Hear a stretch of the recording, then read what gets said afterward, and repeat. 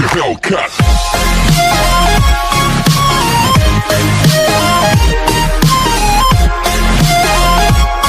Like a Hellcat.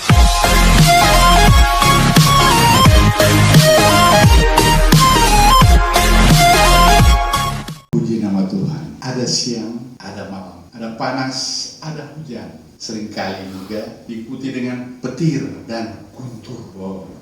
Nah, begitu juga dengan kehidupan manusia dalam menghadapi kondisi iklim yang dihadapi atau ditemui saat ini. Di mana mungkin sekali waktu kita dapat saja diperhadapkan dengan suatu kondisi yang sulit ataupun yang terasa menghimpit. Nah, itulah yang disebutkan dengan dinamika pasang surut kehidupan yang akan dijalani oleh manusia selama hidup. Jadi apapun kondisi yang kita hadapi, di mana kita terlibat di dalamnya, maka sebagai orang percaya kita diharapkan agar supaya tetap teguh pada iman yang telah diberikan Tuhan untuk kita pelihara dan kita tumbuh kembangkan. Mari kita berdoa. Kami bersyukur dan berterima kasih Tuhan ketika kami menyebut nama-Mu. Kami merasakan hadirat-Mu berada di mana kami berada saat Tuhan. Kami rindu akan kehadiran-Mu. Kami juga rindu untuk mendengarkan suara-Mu. Dan juga kami rindu untuk jamahan-Mu. Kiranya Engkau mau memberkati kami dimanapun kami berada. Bagi kami semua yang mengikuti ibadah pada hari ini. Terima kasih. Tuntun kami untuk dapat memahami apa yang hendak Engkau utarakan. Berfirmanlah, kami siap untuk mendengar. Dalam nama Yesus hamba-Mu berdoa. Haleluya. Amin.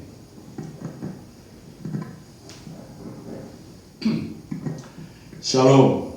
Hari ini Tuhan ingin berbicara dengan saudara dengan mengutarakan kehendaknya melalui firman yang akan kita dengarkan bersama. Untuk itu, bahasan kita hari ini adalah menyikapi kondisi yang dihadapi. Saya ulangi, menyikapi kondisi yang dihadapi. Pembacaan firman terambil dari Kisah Para Rasul 14 ayatnya yang ke-22. Beginilah firman Tuhan. Di tempat itu mereka menguatkan hati murid-murid itu dan menasehati mereka supaya mereka bertekun di dalam iman dan mengatakan bahwa untuk masuk ke dalam kerajaan Allah kita harus banyak mengalami banyak sengsara. Ayat ini menceritakan bagaimana Paulus dan Barnabas menasehati murid-murid mereka mengenai berbagai macam masalah yang dihadapi. Setelah mereka kembali dari penginjilan, mereka kembali ke Antioquia, di mana di sini ditekankan bahwa murid-murid ini harus selalu bertekun dalam iman. Oleh sebab itu, sebagai orang Kristen, kita harus percaya bahwa apapun kondisi yang dihadapi saat ini, Tuhan Yesus itu selalu baik dan sangat mengasihi kita, anak-anak. Bahasan kita akan lebih fokuskan pada kondisi yang negatif. Namun kita tidak boleh melupakan dan akan memulainya dengan kondisi positif, yaitu kondisi yang pertama saat kita diberkati, baik itu jasmani maupun rohani kita. Ulangan 8 ayat 11, 14 dan 17 di situ ditekankan bahwa kita jangan meninggalkan Tuhan. Kemudian kita jangan tinggi hati. Dan selanjutnya kita jangan mengandalkan kekuatan kita sendiri. Kenapa? Kita jangan melupakan Tuhan, karena nafas kita Tuhan yang berikan. Dia itu Allah yang Maha Kuasa. Dia adalah Allah yang sumber mujizat. dan dialah sumber segala berkat. Makanya kita jangan tinggi hati. Mungkin kita wah, saya sudah punya rumah yang besar, saya punya jet pribadi, saya punya mobil banyak sekali. Jangan mengatakan demikian, karena semua itu Tuhan punya. Mazmur 24 ayat 1 berkata demikian. Kita hanya dipinjamkan. Kalau kita sudah meninggal, kita datang tidak membawa apa-apa, kita pulang juga nggak bawa apa-apa. Jadi jangan tinggi hati atau sombong. Dan juga kita jangan mengandalkan kekuatan sendiri. Jadi kita menganggap, wah ini karena saya kerja keras, karena saya sudah sekolah sampai S10, saya bisa begini. Bukan itu. Semua kalau tidak direstui oleh Tuhan, kita tidak ada apa-apanya. Jadi kita jangan mengandalkan kita sendiri. Bukan karena kuat gagah kita, tidak ada yang begitu. Kondisi yang kedua adalah saat di mana terjadi kegagalan. Kegagalan bisa saja terjadi baik di pekerjaan, kita cari-cari kerja. Sulit sekarang cari kerja, apalagi waktu kondisi COVID seperti ini. Malah banyak orang yang di-PHK-kan atau dirumahkan. Nah, kita harus bagaimana? Begitu juga dengan jodoh. Jodoh mungkin kita sudah berapa kali berhubungan untuk mau membina suatu rumah tangga, tapi banyak kali juga kita gagal. Begitu juga mungkin ada yang lagi studi sekarang, kok berapa kali nggak naik kelas. Nah ini kita memerlukan apa? Evaluasi. Firman Tuhan pada Ayub 42 ayat 5 dan 6 berkata demikian. Hanya dari kata orang saja aku mendengar tentang engkau, tetapi sekarang mataku sendiri memandang engkau. Oleh sebab itu aku mencabut perkataanku, dan dengan menyesal aku duduk dalam debu dan abu. Nah di sini Ayub ini dia merasa kenapa dia bisa terjadi begitu. Dia orang kaya sekali. Kok kenapa bisa jadi sampai keluarganya juga berantakan, anak-anaknya meninggal, begitu juga dengan istrinya. Dia mengevaluasi diri. Nah, di sini kita perlu evaluasi diri. Kalau kita gagal itu karena apa? Nah, kalau kita sudah tahu kenapa, kita perlu introspeksi. Nah, ini merupakan suatu kesatuan. Evaluasi dan introspeksi untuk memperbaiki supaya berikutnya kita akan lebih baik lagi. Samping itu kita juga dikuatkan dengan 2 Korintus 4 ayat 8. Firman-Nya berkata demikian. Dalam segala hal kami ditindas, namun tidak terjepit. Kami habis akal, namun tidak putus asa.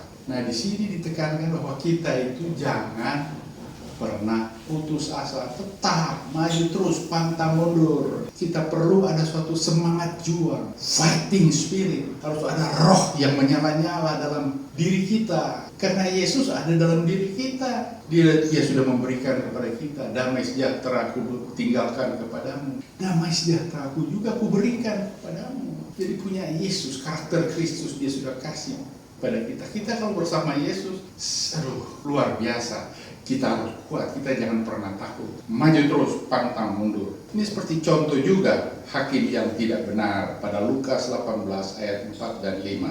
Saya bacakan. Beginilah firman Tuhan, beberapa waktu lamanya hakim itu menolak. Tetapi kemudian ia berkata dalam hatinya, walaupun aku tidak takut akan Allah dan tidak menghormati seorang pun, namun karena janda ini menyusahkan aku, baiklah aku membenarkan dia, supaya jangan terus saja ia datang dan akhirnya menyerang aku. Jadi kita harus, kalau ada kita mengalami suatu kegagalan, kita maju terus, pantang mundur, terus, maju terus, gagal, maju terus. Karena kalau tidak ada usaha, kita tidak akan berhasil. No effort, no success. Jadi kita harus maju terus, pantang mundur. Selanjutnya, kondisi ketiga saat kita diperlakukan buruk. Bisa saja ya, kita itu dibenci oleh orang lain, atau mungkin teman kita sendiri, bisa saja kita dimarahi orang lain, atau malah dikutuk. Dan ada juga yang ditipu, mungkin di dalam bisnis atau ya di dalam perdagangan, ada yang begitu, atau difitnah. Juga mungkin ada yang digosipkan, oh dia itu begini-begini, sama si anu atau begini. Nah hal-hal begini kita diperlakukan buruk. Lukas 6 ayat 27 dan 28 berkata demikian. Tetapi kepadamu yang mendengarkan aku berkata, kasihilah musuhmu, berbuatlah baik kepada orang yang membenci kamu, mintalah berkat bagi orang yang mengutuk kamu, berdoalah bagi orang yang mencaci kamu. Jadi Tuhan ingin kita itu ada kasih, kita harus bisa mengasihi, kita harus bisa memberkati dan malah mendoakan mereka. Jadi kalau kondisi ini terjadi bagi kita harus berbuat yang begitu. Di samping itu, Matius 6 ayat 14 juga berkata demikian. Karena jikalau kamu mengampuni kesalahan orang, Bapamu yang di sorga akan mengampuni kamu juga. Jadi kalau kita nggak pernah mengampuni orang, ya kita tidak akan diampuni oleh Bapa kita. Karena sudah firman itu ya dan amin. Ampunilah mereka, ya. Nah, setelah kita mengampuni, kita juga harus melupakan. Kejadian 41 ayat 51 firman-Nya berkata demikian. Yusuf memberi nama Manasye kepada anak sulungnya itu, sebab katanya Allah telah membuat aku lupa sama sekali kepada kesukaranku dan kepada rumah bapakku. Jadi kita tahu Yusuf dia dibully sama saudara-saudaranya, dijual, mau dibunuh dan lain, tapi ternyata dia menjadi orang kedua di Mesir, karirnya menanjak. Dia melupakan semua kejelekan dari saudara-saudaranya, malah dipanggil semua, diberikan ya berkat-berkat jasmani untuk mereka bawa pulang ke tempatnya mereka. Ini di samping itu Yusuf juga dia menamakan anaknya Manasye, artinya melupakan. Ya kalau sudah lewat ya yang lama sudah berlalu lah, karena baru sudah datang. Ngapain kita lihat-lihat ke belakang, nanti jadi tiang garam. Jadi sudah, biarlah itu berlalu, lupakanlah semuanya. Dan kondisi keempat, saat kita mengalami cobaan ataupun kesulitan, baik itu dalam kesehatan, yaitu sakit penyakit, dalam ekonomi mungkin kita lagi lesu, tidak maju-maju, kurang maju. Mungkin juga dalam hubungan keluarga, baik orang tua, anak, menantu, saudara-saudara, ada hubungan yang kurang baik. Baik di pekerjaan, kita dengan antar sesama teman di suatu instansi ataupun di suatu bisnis. Kondisi yang mengalami cobaan atau kesulitan ini, kita perlu sadari bahwa cobaan ini dimaksudkan agar kita dapat memahami apa yang Tuhan inginkan sesuai Yesaya 28 ayat 28a. Beginilah firman Tuhan, apakah orang waktu mengirik memukul gandum sampai hancur? Sungguh tidak. Orang tidak terus-menerus memukulnya sampai hancur. Jadi kalau kita lihat itu untuk memisahkan itu gandum dan sekamnya. Pokoknya kalau sudah terpisah sudah, tapi tidak terus dipukul-pukul sampai hancur naskah ini. Bukan itu. Di sini Tuhan mengizinkan kita mengalami pengalaman yang menyulitkan dengan maksud memisahkan bagian yang jasmani dengan bagian yang rohani atau yang berdosa dari hidup kita. Maksudnya itu. Oleh karenanya kita perlu ingat 1 Korintus 10 ayat 13. Pencobaan-pencobaan yang kamu alami ialah pencobaan-pencobaan biasa yang tidak melebihi kekuatan manusia. Sebab Allah setia dan karena itu Ia tidak akan membiarkan kamu dicobai melampaui kekuatanmu. Pada waktu kamu dicobai, Dia akan memberikan kepadamu jalan keluar sehingga kamu dapat menanggungnya.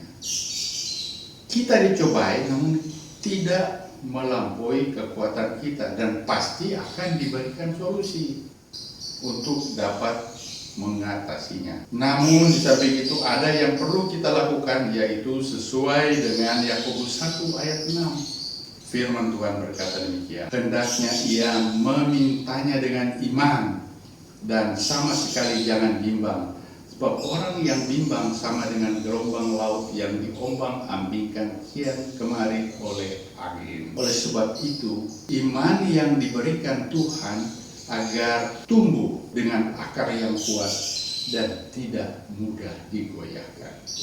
Demikian Bapak Ibu Saudaraku sekalian, inilah beberapa kondisi di mana mungkin saja adalah salah satu atau beberapa kondisi yang sedang Bapak Ibu Saudara hadapi saat ini. Oleh sebab itu, apabila memang terjadi demikian, jangan pernah bimbang dan ragu. Selalu percaya bahwa Dialah Allah penyelamat kita yang penuh kasih terhadap kita anak-anak dan yang tidak akan membiarkan kita jatuh sampai tergeletak karena kita punya Yesus. Oleh sebab itu, serahkanlah hidupmu kepada Tuhan, percayalah kepadanya, maka Ia akan bertindak. Haleluya. Kita akan memasuki persiapan untuk perjamuan kudus. Mari masuk, mari masuk,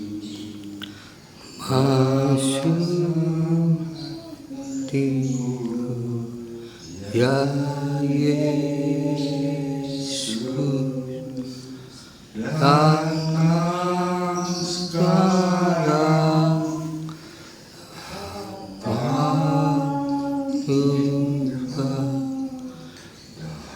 dalam hatiku, ya Yesus.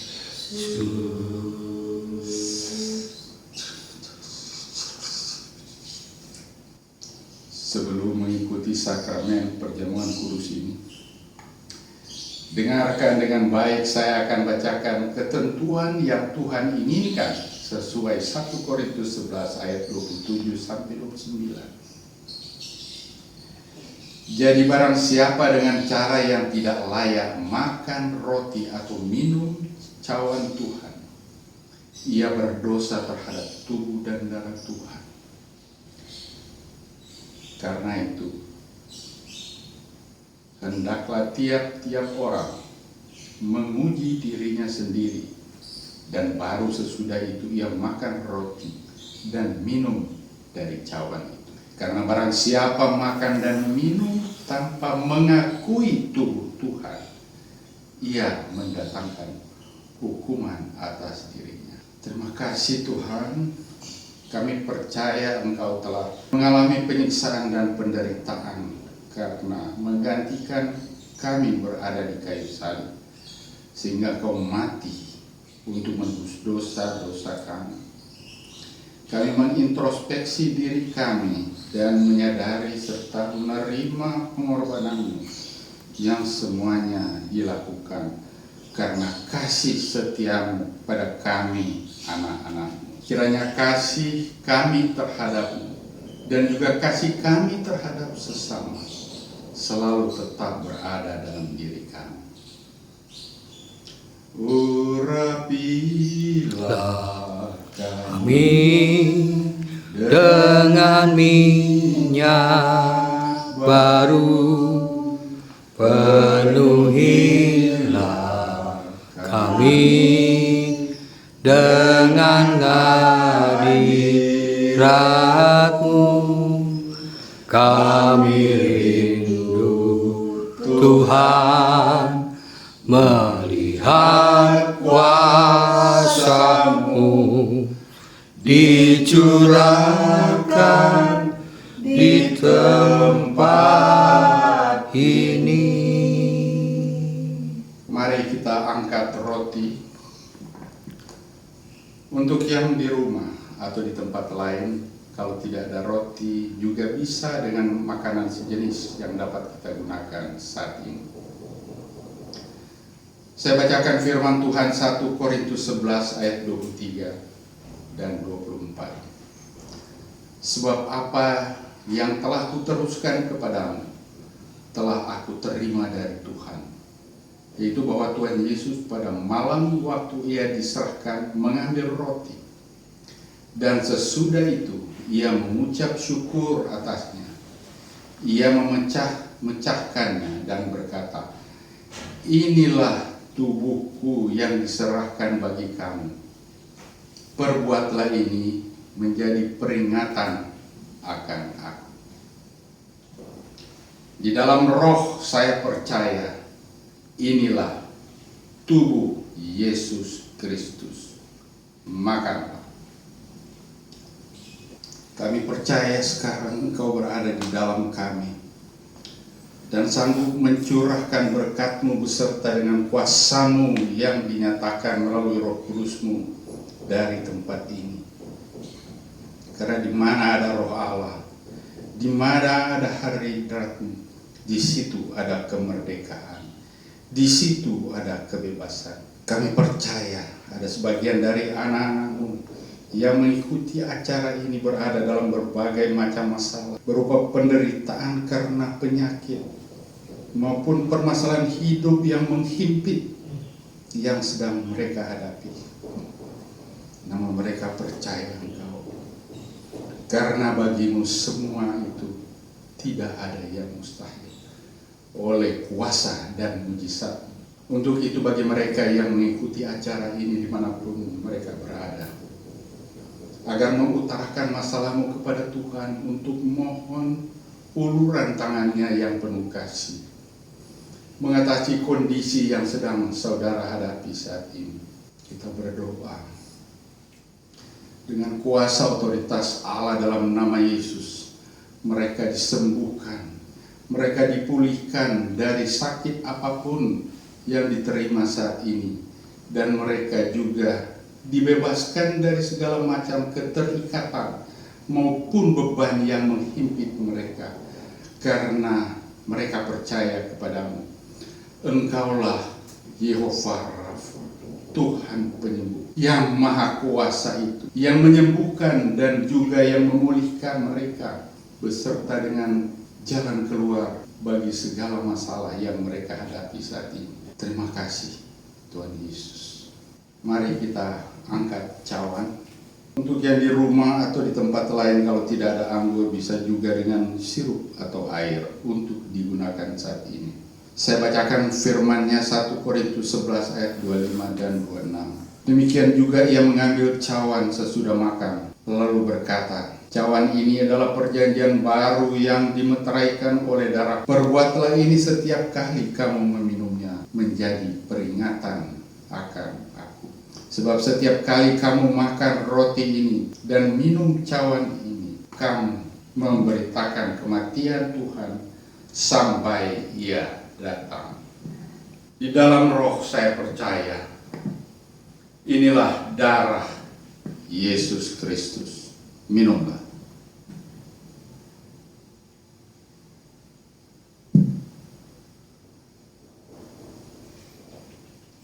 Jika kita berkata bahwa kita tidak berdosa, maka kita menipu diri sendiri dan tidak ada kebenaran dalam diri kita. Jika kita mengaku dosa kita, maka Ia adalah setia dan adil, sehingga Ia akan mengampuni segala dosa kita dan menyucikan kita dari segala kejahatan. Terima kasih Tuhan, Engkau telah menghapus dosa dan salah kami dengan darah-Mu, darah perjanjian yang baru dan yang kekal, sehingga kami dapat menjadi baru kembali. Terima kasih Tuhan Yesus. Yesus jamah segenap hidupku dan beri damai di hatiku. Semua telah berubah dan aku tahu Yesus jamah ku jadi baru. Haleluya. Kita akan mengakhiri ibadah ini. Marilah kita mengangkat tangan kita menerima berkat Tuhan. Turunlah berkat rahmat anugerah dari Tuhan Yesus memberkatimu, agar di tempat dimanapun engkau berada, berkat Tuhan melimpah atasmu dalam damai sejahtera dan sukacita dari Allah Bapa, Putra, dan Roh Kudus. mulai saat ini sampai selama-lamanya. Amin.